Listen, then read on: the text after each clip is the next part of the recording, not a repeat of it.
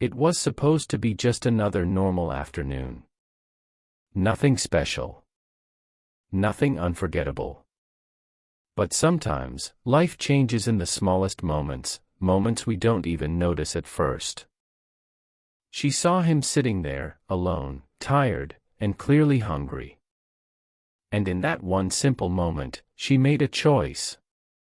A small act of kindness. Just food, nothing more.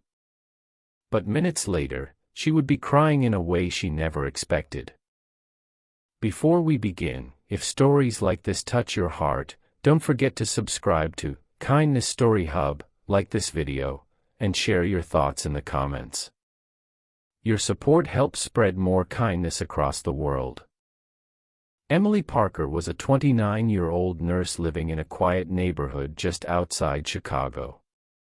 Her life wasn't perfect, but she tried to make the best of every day.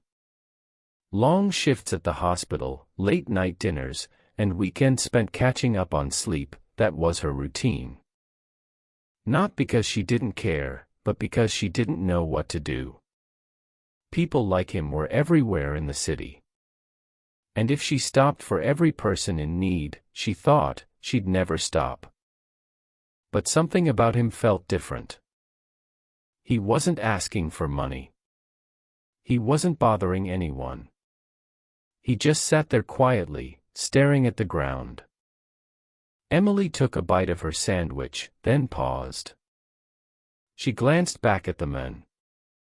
Then down at her plate. Then back at him again.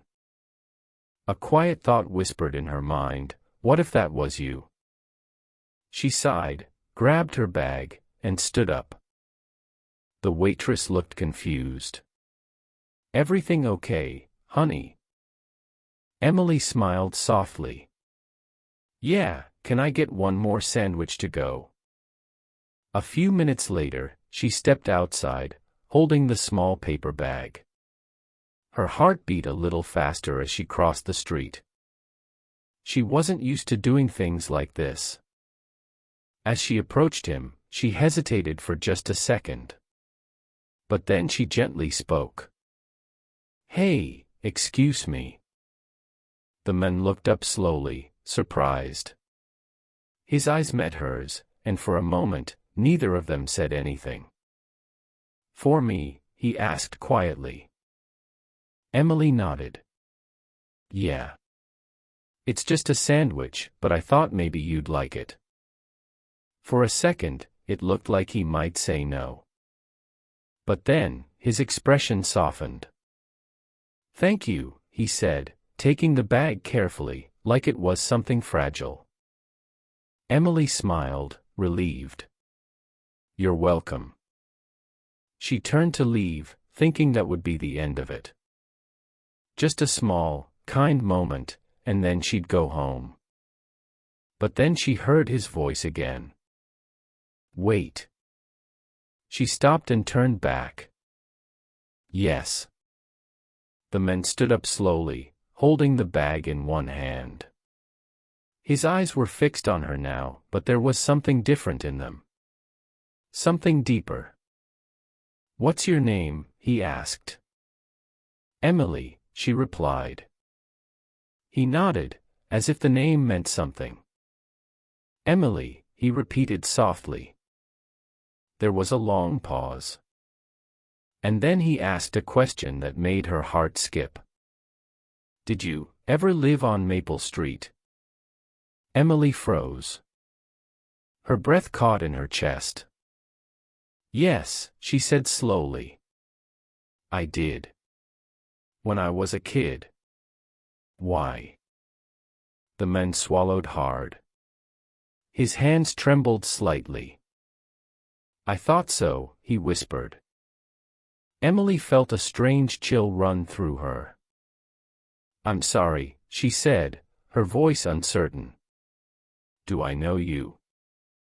The man looked at her, really looked at her. And then, with a shaky voice, he said, You might not remember me, but I remember you. Emily's heart started racing. The world around her seemed to fade. Years ago, he continued, you were just a little girl. Maybe 7 or 8. You used to walk home from school every day.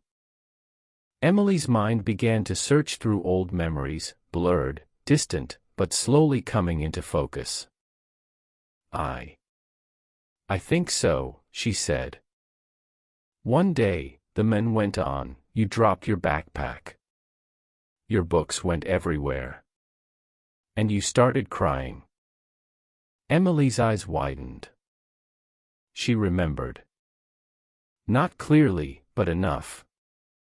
"Anne, someone helped me pick them up," she said quietly. The men nodded. "That was me." Emily felt her chest tighten. "I walked you home that day," he said. "You were scared. Said you thought someone was following you. I told you I'd make sure you got home safe." Tears began to form in Emily's eyes.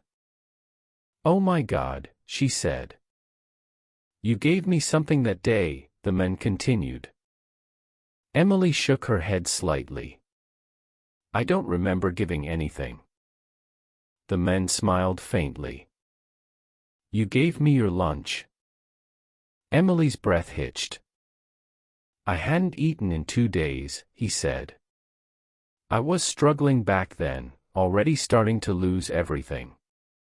And this little girl, you handed me your sandwich and said, 'You look hungry.'" Tears rolled down Emily's cheeks now. "I don't even remember that," she whispered. "I do," he said firmly. "I never forgot it." There was a silence between them, heavy with emotion. "And today," the men said, lifting the paper bag slightly, "you did it again." Emily covered her mouth, overwhelmed. I didn't know," she said through tears. "I know," he replied gently. "That's what makes it real." For a moment, they just stood there. Two strangers, and yet, not strangers at all.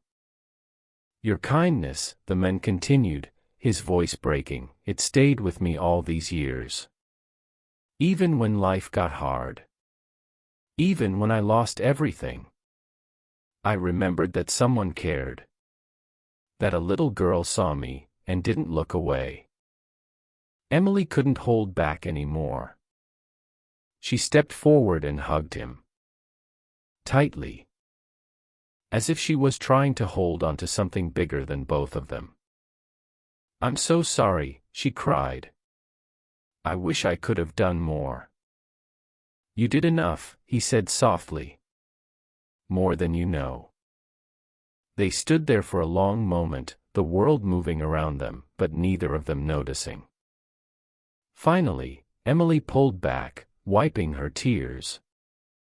"What's your name?" she asked. "Daniel," he replied. She smiled through her tears. "It's nice to meet you, Daniel."